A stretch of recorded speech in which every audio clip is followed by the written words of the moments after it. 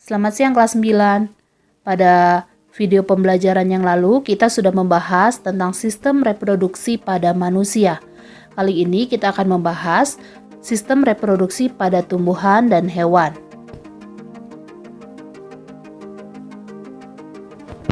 Setiap jenis makhluk hidup memiliki kemampuan untuk berkembang biak atau bereproduksi. Tujuannya adalah untuk menjamin kelestarian atau kelangsungan hidup dari jenis atau spesiesnya. Nah, karena sistem reproduksi makhluk hidup itu berbeda-beda, maka caranya pun akan berbeda-beda. Kita akan awali dengan sistem reproduksi pada tumbuhan terlebih dahulu ya. Tumbuhan ada yang dapat melakukan reproduksi secara vegetatif atau aseksual, generatif atau seksual, ataupun keduanya. Nah, sekarang kita akan membahas reproduksi vegetatif.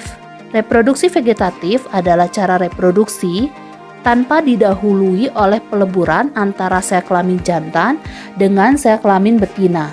Sebaliknya, reproduksi generatif adalah cara reproduksi yang didahului oleh peleburan antara sel kelamin jantan dengan sel kelamin betina. Jadi kalau dipersingkat pengertiannya, reproduksi vegetatif tidak melalui fertilisasi, sedangkan reproduksi generatif harus melalui fertilisasi. Kita akan membahas reproduksi vegetatif pada tumbuhan. Macam-macamnya, silakan kalian lihat pada tampilan di layar. Yang pertama adalah rizoma. Contohnya adalah pada jahe, kunyit, temulawak, dan juga kencur. Berikutnya adalah umbi lapis, contohnya pada bawang merah, bawang putih, dan juga bunga bakung. Berikutnya adalah umbi batang, contohnya adalah pada kentang dan ubi jalar. Berikutnya adalah umbi akar, contohnya pada singkong, bengkoang, dan juga tanaman dahlia. Berikutnya adalah tunas, contohnya adalah pada pisang dan juga tebu. Berikutnya, tunas adventif atau tunas yang tumbuh tidak di tempat yang seharusnya. Contohnya adalah pada cocor bebek, cemara, sukun, dan juga kesemek. Berikutnya adalah stolon atau geragi. Contohnya pada arbei, stroberi, pegagan, dan rumput teki. Berikutnya adalah pembentukan spora. Pembentukan spora ini terjadi pada tumbuhan lumut dan juga tumbuhan paku. Silakan kalian amati gambar yang tampak pada layar. Jika kalian lihat, gambar 2.1 ini adalah gambar rizoma pada tumbuhan jahe. Kemudian kita akan amati gambar 2.2, ini adalah gambar umbi lapis pada bawang merah. Kemudian gambar 2.3, ini adalah gambar umbi batang pada kentang. Berikutnya adalah gambar 2.4, ini adalah gambar tunas adventif pada tanaman cocor bebek. Pada gambar 2.5 ini adalah stolon pada stroberi.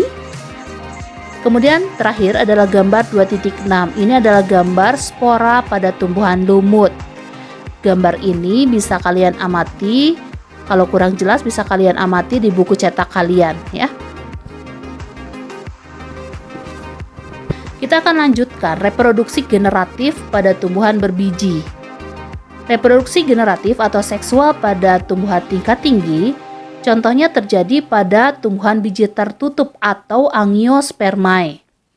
Tumbuhan biji tertutup ini memiliki bunga, dan bunga merupakan alat reproduksi generatif. Kalian bisa amati gambar 2.7, itu adalah gambar struktur bunga. Ya. Alat kelamin jantan pada bunga itu terdiri atas benang sari. Kumpulan benang sari disebut dengan stamen. Oke, kita lanjutkan. Untuk alat kelamin betina itu adalah putik dan tersusun atas bakal buah atau ovarium, kemudian tangkai putik atau stilus, dan kepala putik atau stigma.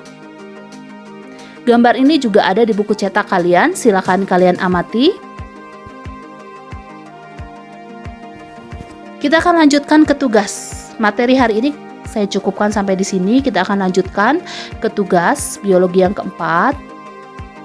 kalian diminta untuk membuat peta konsep tentang materi yang ada di dalam video pembelajaran hari ini. Peta konsep tersebut boleh dibuat warna-warni. Kemudian jika ada gambar, silakan tuliskan bagian-bagiannya, kemudian juga diwarnai. Setelah itu, buatlah rekaman video yang berisi presentasi penjelasan peta konsep yang telah kalian buat. Silakan kalian presentasikan peta konsep yang telah kalian buat. Jangan lupa video tersebut berikan nama, kelas, dan nomor absen. Kemudian kirimkan ke Google Classroom. Dan batas waktu pengumpulannya adalah hari Sabtu, tanggal 5 September 2020, jam 12 siang. Silakan kerjakan tugas sebaik-baiknya. Jangan lupa batas pengumpulannya adalah hari Sabtu, tanggal 5 September, jam 12 siang. Terima kasih.